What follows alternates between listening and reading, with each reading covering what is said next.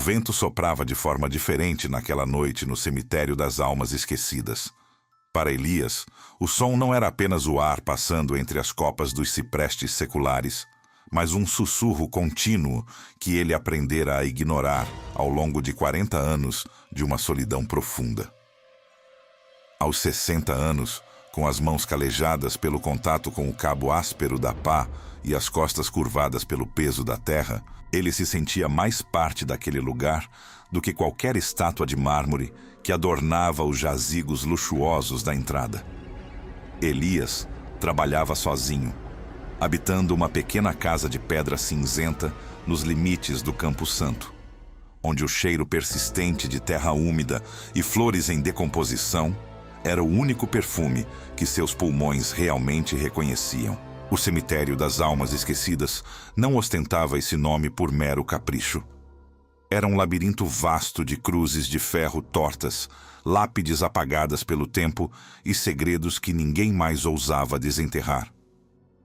O silêncio ali não era a simples ausência de ruído, mas uma presença pesada, algo que parecia pulsar nos ouvidos de quem não estava acostumado com a quietude absoluta das tumbas. Elias encontrava um estranho conforto nesse vazio ensurdecedor. Ele preferia a companhia imóvel dos mortos à presença ruidosa e muitas vezes hipócrita dos vivos. Para ele, os mortos possuíam uma honestidade brutal em sua imobilidade, enquanto os vivos carregavam máscaras que ele não tinha mais paciência para decifrar. Esse isolamento era fruto de uma cicatriz invisível que Elias carregava no centro de sua alma. Um trauma antigo, enterrado tão profundamente quanto os corpos que ele acomodava no solo frio, mantinha-o afastado de qualquer vínculo humano. Ele se via como um guardião silencioso de histórias interrompidas, o último elo entre o mundo da luz e o reino das sombras. Sua rotina era imutável e ritualística. Acordar com o primeiro nevoeiro matinal que cobria as lápides como um lençol, verificar os portões de ferro, preparar as covas para os novos moradores e, ao entardecer, caminhar entre as alas mais antigas, visitando velhos conhecidos que nunca o interrompiam. Foi durante uma dessas caminhadas, sob o céu cinzento, em uma ala remota que raramente recebia visitas, que o destino de Elias começou a se desvendar. O sol se escondia atrás das colinas, tingindo o horizonte de um tom de roxo doentio, quando o velho coveiro percebeu uma irregularidade no solo, perto de um carvalho retorcido cujos galhos pareciam dedos esqueléticos tentando agarrar o céu. Ali, parcialmente oculta por eras e um musgo escuro, repousava uma lápide que ele jurava nunca ter visto antes. Sentindo um calafrio incomum, que não vinha do vento, mas de dentro de seus próprios ossos, Elias ajoelhou-se pesadamente na lama. Com as mãos trêmulas e sujas, ele começou a afastar a vegetação que escondia a inscrição na pedra fria. O coração de Elias saltou uma batida quando as letras começaram a se revelar sob a luz de sua lanterna. Não era um nome qualquer. Gravado no granito desgastado, estava o seu próprio sobrenome, reluzindo como uma acusação silenciosa e terrível. Logo abaixo, a data de nascimento era exatamente a mesma de Elias, dia e mês, embora o ano estivesse apagado por uma mancha de umidade que se assemelhava a sangue antigo e seco. Como aquilo era possível? Ele conhecia cada centímetro daquele solo e cada nome registrado nos livros mofados da administração. Nunca houve outra família com seu sobrenome naquela região, e ninguém que tivesse nascido no mesmo dia que ele. O pânico começou a borbulhar em seu estômago. O ar parecia mais denso, dificultando a respiração, enquanto as sombras das árvores pareciam se esticar em sua direção. Elias sentiu que a terra sob seus joelhos não era mais uma superfície sólida, mas uma boca imensa pronta para tragá-lo de volta para as profundezas. Antes de continuarmos com essa jornada sombria pelos mistérios do cemitério, inscreva-se no canal e nos conte nos comentários de onde você está assistindo a esta história. Elias estendeu a mão, movido por uma curiosidade mórbida que superava seu próprio medo. No instante em que as pontas de seus dedos tocaram a superfície gélida daquela lápide impossível, o silêncio foi brutalmente interrompido. 3 batidas secas e rítmicas ecoaram vindas de dentro da terra, logo abaixo da pedra. O som era abafado, mas inconfundível, como se alguém estivesse batendo desesperadamente no interior de um caixão. E então, do fundo daquela cova que desafiava a lógica, um sussurro familiar e carregado de mágoa subiu até a superfície, pronunciando claramente o seu nome. Elias, você finalmente voltou. O coveiro sentiu o mundo girar, enquanto a voz do passado rasgava o véu do presente, prometendo que nenhum segredo permanece enterrado para sempre. Elias recuou, o coração martelando contra as costelas, como se também quisesse escapar do próprio peito, rompendo a barreira de ossos para fugir daquela presença invisível. Ele tentou convencer-se de que o cansaço de 40 anos e a névoa de inverno estavam pregando peças em sua sanidade. No entanto, o eco daquela voz familiar ainda vibrava no ar gélido, uma frequência que ele reconheceria em qualquer lugar, mesmo após décadas de silêncio absoluto. Ele retornou para sua casa de pedra, trancando a porta com mãos trêmulas, sentindo-se um prisioneiro em seu domínio. Mas o isolamento, que antes era seu refúgio, agora parecia uma armadilha preparada pelas sombras famintas. Dentro das paredes úmidas, o silêncio tornou-se opressor. O relógio de parede falhou de forma inexplicável naquela noite maldita. Elias observou os ponteiros girando freneticamente no sentido anti-horário, como se o tempo tentasse desfazer os erros do passado. A temperatura no cômodo caiu, e Elias sentiu o cheiro de terra fresca invadir a sala, embora as janelas estivessem fechadas contra o vento. Enquanto buscava conforto em um café amargo, as sombras projetadas pelo lampião desenharam formas que ele lutara para esquecer. A memória de 30 anos atrás emergiu como um corpo trazido à tona por uma enchente emocional. Ele se viu jovem novamente, ao lado de seu irmão mais novo, diante de uma escolha que definiria suas existências. Havia uma herança em jogo, algo antigo e carregado de uma mácula familiar. Um fardo que ninguém queria carregar. Naquela noite de tempestade, quando cobradores de dívidas ancestrais vieram buscar o que lhes era devido por direito de sangue, Elias foi dominado pelo medo. Ele recuou para as sombras do celeiro, protegendo a si mesmo na obscuridade. Ele permitiu, por covardia, que seu irmão fosse levado em seu lugar para um destino cruel. Observou em silêncio, enquanto o jovem gritava seu nome, implorando por uma ajuda desesperada que Elias negou cruelmente.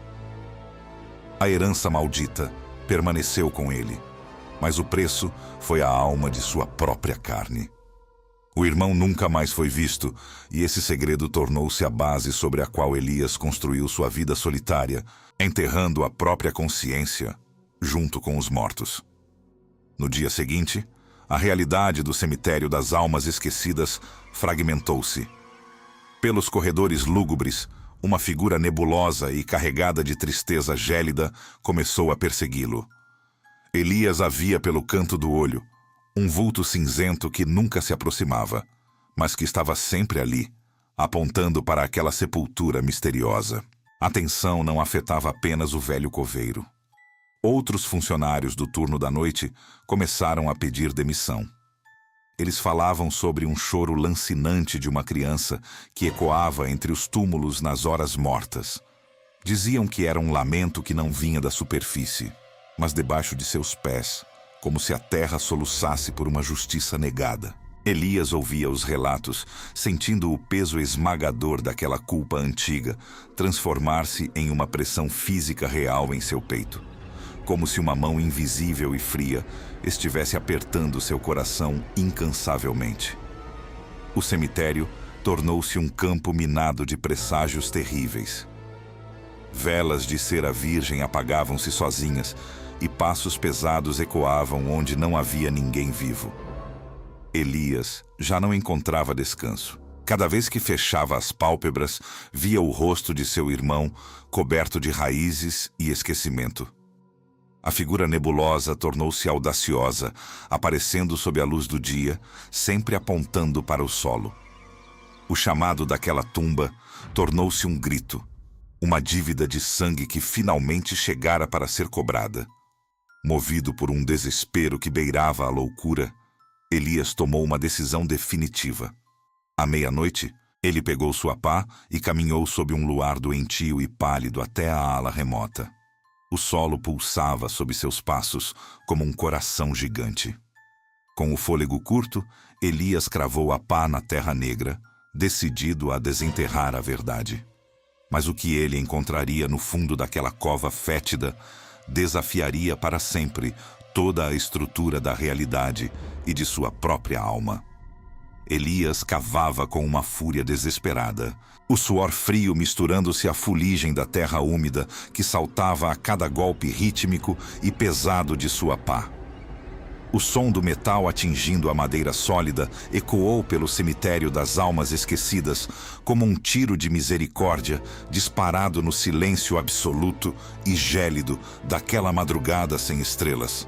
Ele se ajoelhou, as mãos calejadas agora mergulhadas na lama viscosa que cheirava a séculos de esquecimento e decomposição, e começou a afastar os torrões pesados até que a superfície de um caixão escuro e estranhamente preservado ficasse visível. Seus dedos tremiam tanto que ele mal conseguia segurar a lanterna, cuja luz pálida oscilava de forma frenética como se estivesse morrendo. Ele esperava encontrar o horror da carne em decomposição ou o brilho branco e impessoal de ossos esquecidos. Mas quando a tampa rangeu e cedeu sob o peso bruto de sua ferramenta, o que ele encontrou foi infinitamente mais perturbador do que qualquer cadáver. Não havia restos mortais ali dentro. Em vez disso, o caixão estava repleto de fragmentos esquecidos de sua própria infância, relíquias que ele acreditava estarem perdidas para sempre nas brumas do tempo. No centro do forro de cetim, cinzento e apodrecido, jazia o pequeno cavalo de madeira com a orelha direita quebrada, o mesmo brinquedo que Elias jurara ter lançado às chamas vorazes na noite em que seu irmão desapareceu. Ao lado do brinquedo estava o estilingue de couro gasto e as bolinhas de gude que eles costumavam disputar sob a sombra da velha mangueira no quintal de casa. Cada objeto parecia pulsar com uma energia doentia e vibrante, emanando um calor antinatural que não deveria existir em uma tumba fechada há décadas. Elias sentiu uma náusea avassaladora subir por sua garganta.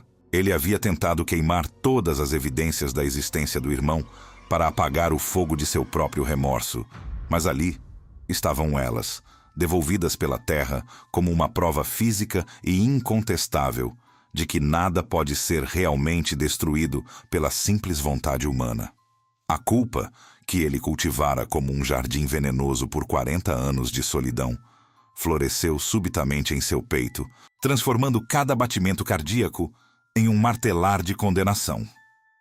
Ele acreditava agora, com uma certeza terrível e paralisante, que o espírito de seu irmão não buscava apenas a paz do descanso eterno, mas uma vingança meticulosa que começava por desenterrar as memórias mais dolorosas que Elias tanto lutara para sepultar no esquecimento profundo. Enquanto ele ainda processava o choque emocional daquela descoberta macabra, uma voz suave e carregada de uma autoridade ancestral quebrou a tensão elétrica do ar. Entre os carvalhos retorcidos e cobertos de musgo, surgiu a figura de uma mulher cujos olhos pareciam refletir a luz de 1000 velas fúnebres. Ela não era uma estranha ao luto, mas havia algo em sua postura e no modo como seu manto escuro flutuava que não pertencia inteiramente ao mundo dos vivos. Era a médium misteriosa, uma visitante que muitos diziam vagar pelas bordas do cemitério em busca de almas presas entre 2 planos de existência. Ela se aproximou da cova aberta, sem demonstrar medo das sombras que pareciam se encolher e sussurrar a sua passagem. Sem olhar diretamente para o rosto transfigurado de Elias, ela murmurou palavras que gelaram o pouco sangue que ainda corria nas veias do velho coveiro. Ela o avisou, com uma calma gélida e profética, que o que foi enterrado vivo não pode descansar enquanto o segredo não for dito aos ventos e aos homens de boa vontade. O solo, segundo ela, possuía memória própria, e o cemitério das almas esquecidas estava finalmente farto de digerir mentiras e covardias ocultas sob a face da terra. A presença dela trouxe uma clareza aterrorizante. A dívida de sangue de Elias não seria paga com simples orações ou rituais de passagem, mas com o peso bruto e inescapável da verdade dita em voz alta. Após a partida súbita e silenciosa daquela mulher, que desapareceu entre as névoas como se nunca tivesse estado ali, o ambiente ao redor da pequena casa de pedra de Elias começou a se distorcer violentamente. As sombras, antes meras ausências de luz, começaram a ganhar volume, textura e uma densidade quase física sob o luar pálido. Elas não eram mais vultos passageiros, mas massas escuras que se arrastavam pelos caminhos de cascalho, cercando lentamente a construção onde ele buscava abrigo. O ar tornou-se denso e sufocante, carregado com o cheiro metálico de ozônio e o peso esmagador do arrependimento. Elias correu para se refugiar em seu santuário pessoal, mas ao chegar diante da porta de madeira pesada, ele estacou, o grito ficando sufocado em sua garganta seca e áspera. Pintado no centro exato da porta, com um fluido escarlate que ainda escorria lentamente pelo verniz envelhecido, estava o símbolo. Era uma cruz entrelaçada por um círculo imperfeito, o código secreto que ele e o irmão haviam inventado quando crianças para marcar seus esconderijos e segredos mais profundos. O sangue brilhava sob a lua doentia, uma assinatura vinda diretamente do abismo, provando que as barreiras entre o que está morto e o que está vivo haviam finalmente desmoronado, deixando Elias vulnerável ao que ele mesmo ajudou a sepultar tantos anos atrás. O símbolo de sangue na porta não era apenas um desenho macabro, era uma sentença de morte para a sanidade de Elias. Ele entrou em sua pequena casa, tropeçando nos próprios pés, enquanto o ar dentro do cômodo parecia ter a consistência de chumbo. Cada centímetro daquelas paredes, que ele pintara tantas vezes para esconder a umidade, agora parecia pulsar em uníssono com o seu coração acelerado. O tempo, aquela linha reta e implacável que o trouxera até os 60 anos, começou a se dobrar e a se fragmentar. Elias já não sabia se estava no presente, encarando a escuridão de sua sala, ou se era novamente aquele jovem acovardado, escondido atrás das cortinas pesadas da mansão, em ruínas de sua família. As sombras nos cantos do teto esticavam-se como dedos longos e famintos, e ele começou a ouvir não apenas o vento lá fora, mas o eco das risadas que ele tentara silenciar por 4 décadas. A realidade estava se desfazendo, transformando seu refúgio em uma cela de memórias vivas e punitivas. A solidão, que antes era seu único escudo contra o mundo, tornou-se sua maior torturadora naquela noite sem fim. Elias caiu de joelhos no centro da sala, as mãos cobrindo os ouvidos com força, mas a voz que o assombrava não vinha de fora das janelas. Ela emanava de seus próprios ossos, vibrando em sua medula. Em um sussurro que rasgou o silêncio como uma lâmina cega, ele começou a falar.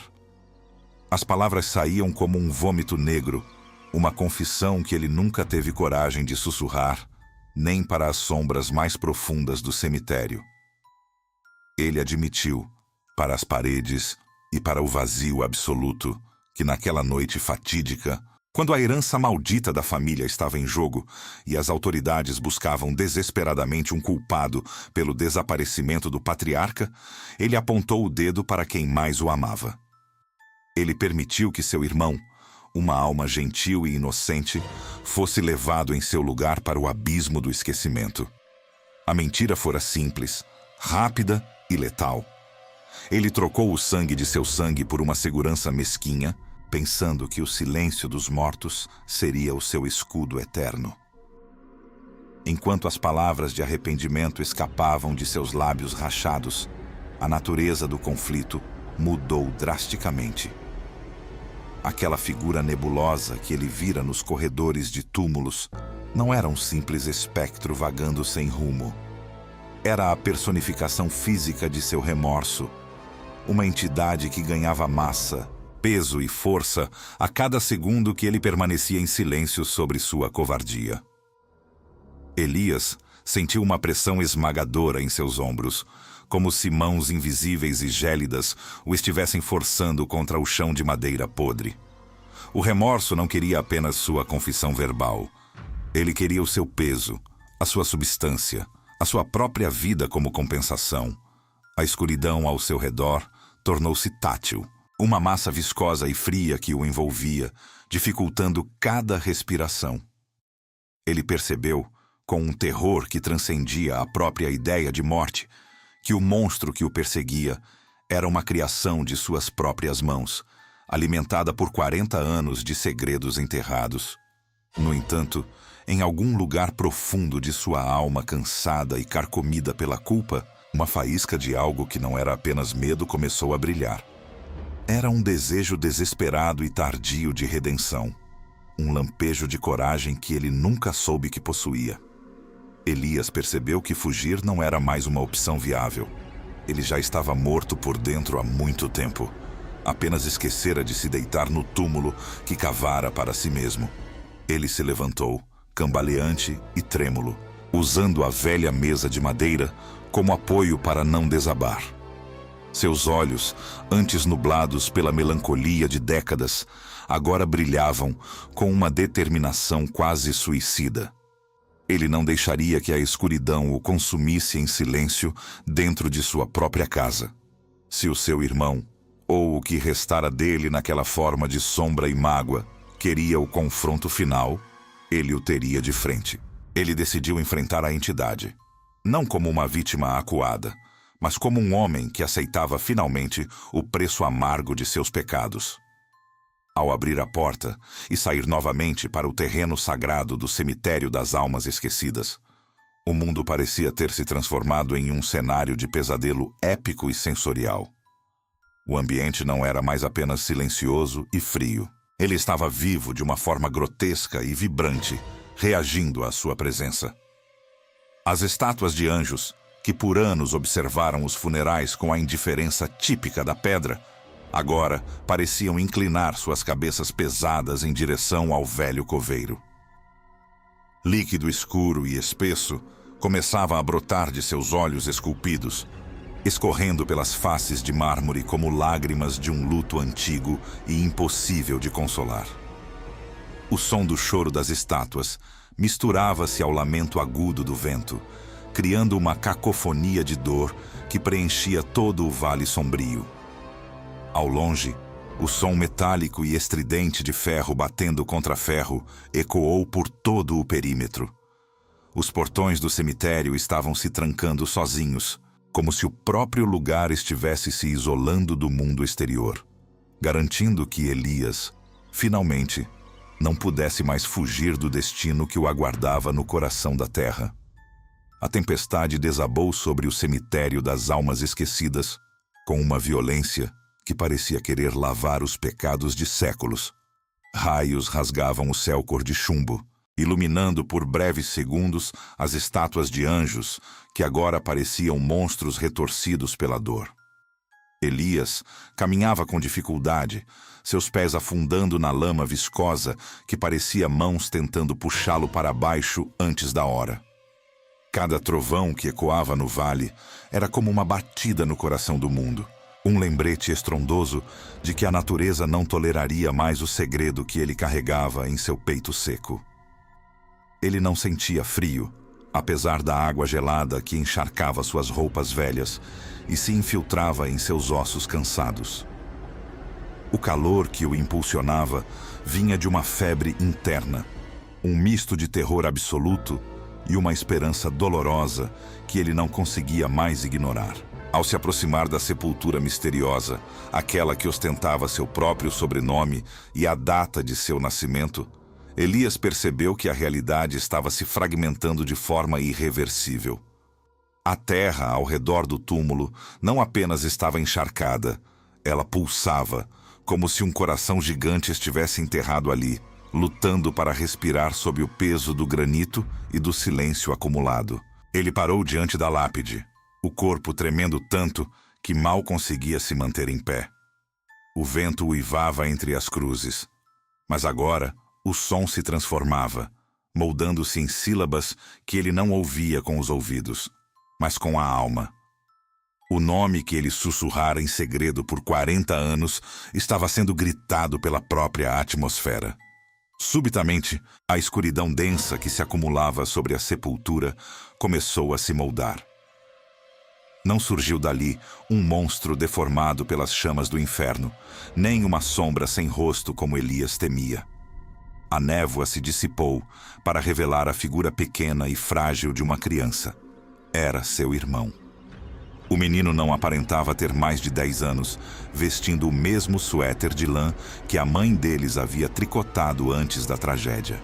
Seu rosto era pálido, os olhos grandes e profundos carregando uma sabedoria e uma tristeza que nenhuma criança deveria possuir. Ele estava ali, parado sobre a lama, sem ser afetado pela fúria da tempestade. O silêncio que emanava daquela aparição era mais poderoso do que qualquer trovão. O espírito, manifestado na forma da inocência perdida, não se moveu. Mas Elias sentiu a exigência que pesava no ar. Era o clímax de uma vida inteira de fugas e mentiras covardes. O espírito exigia um sacrifício final para encerrar o ciclo de dor que mantinha ambos presos àquele lugar maldito. A escolha era brutal e clara. Ou Elias encontrava uma forma de revelar a verdade para o mundo dos vivos, limpando o nome do irmão e admitindo sua própria vileza.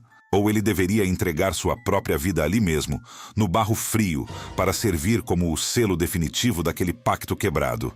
A verdade ou a vida? O perdão ou a eternidade nas sombras?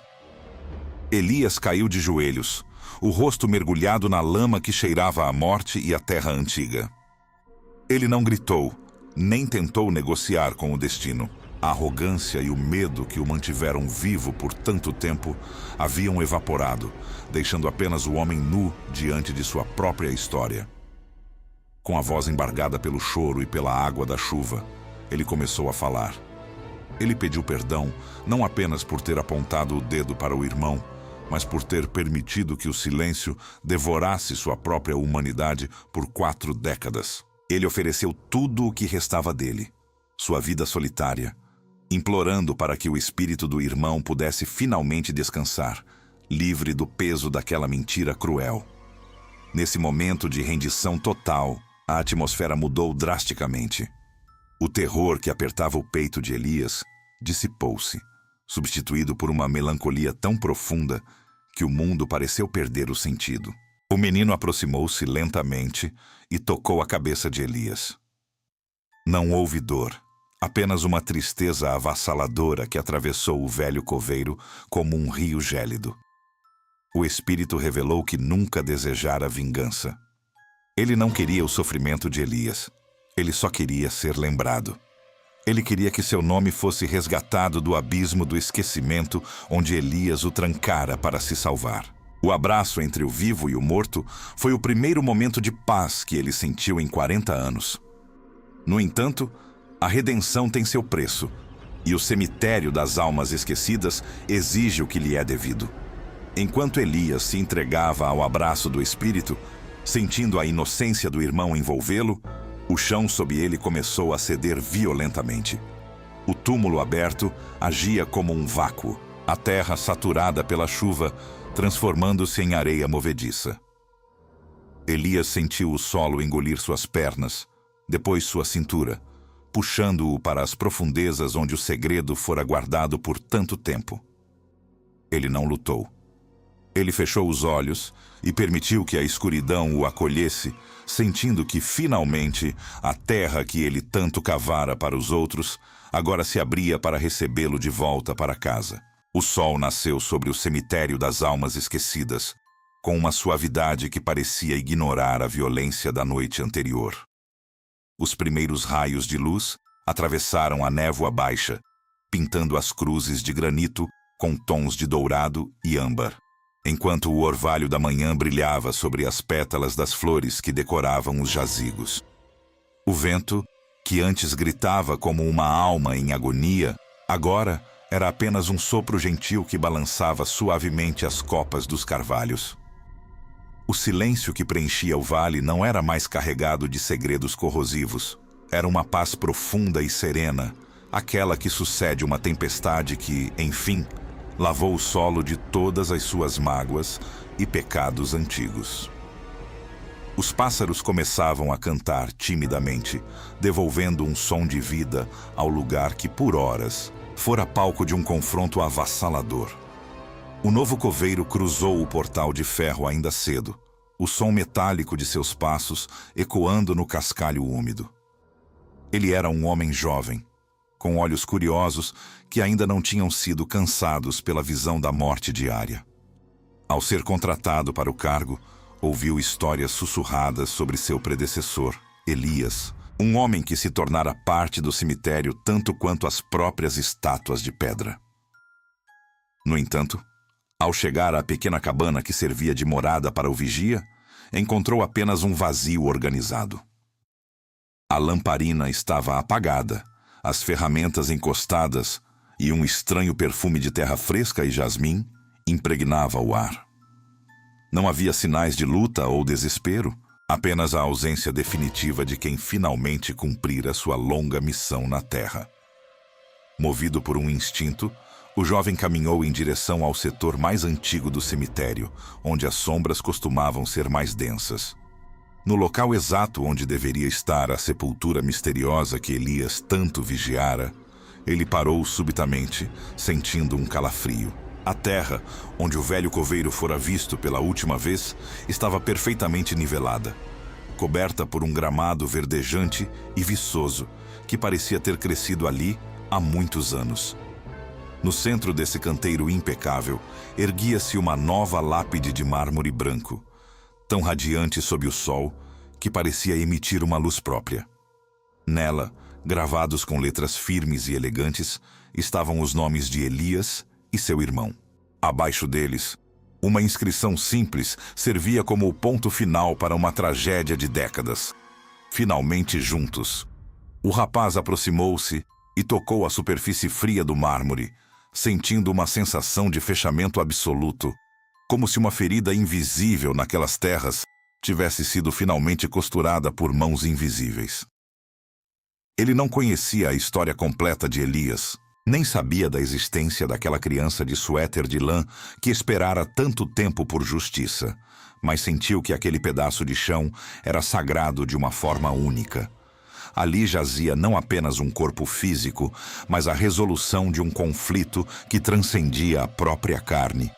Ele compreendeu, naquele instante, que o cemitério não era apenas um depósito de cadáveres, mas um arquivo vivo de almas cujas histórias precisavam de um fim digno para que pudessem, de fato, descansar em paz. A reflexão sobre aquele cenário traz uma lição moral que ecoa muito além dos muros de pedra deste lugar. Frequentemente, passamos nossos dias temendo as aparições e os espectros que habitam os cantos escuros de nossa imaginação. No entanto, a verdadeira face do terror não reside nos mortos que supostamente caminham, mas nos segredos pesados que enterramos vivos dentro de nossas próprias consciências. O remorso é uma entidade muito mais persistente do que qualquer fantasma. E o silêncio é uma prisão invisível que consome a humanidade de dentro para fora. A redenção é sempre possível para quem a busca com verdade, mas o preço para quebrar o cadeado da mentira exige coragem, confissão e a entrega total do ser. O novo coveiro suspirou, sentindo o peso da responsabilidade que agora repousava sobre seus ombros como o novo guardião daquele solo. Ele pegou sua pá e começou a caminhar em direção ao outro lado do Campo Santo, pronto para iniciar seu primeiro dia de trabalho oficial. Ao passar por uma fileira de túmulos afastados, onde as estátuas de anjos observavam o mundo com olhos melancólicos, ele parou por um segundo. Do fundo de uma cripta antiga, envolta em eras e esquecimento, um sussurro baixo e quase imperceptível viajou com o vento, chamando seu nome. O rapaz olhou para trás rapidamente, mas encontrou apenas o vazio e a luz do sol. O ciclo do cemitério das almas esquecidas estava recomeçando, pois cada túmulo guarda uma voz latente e cada silêncio espera por alguém corajoso o suficiente para ouvir o que os mortos têm a dizer.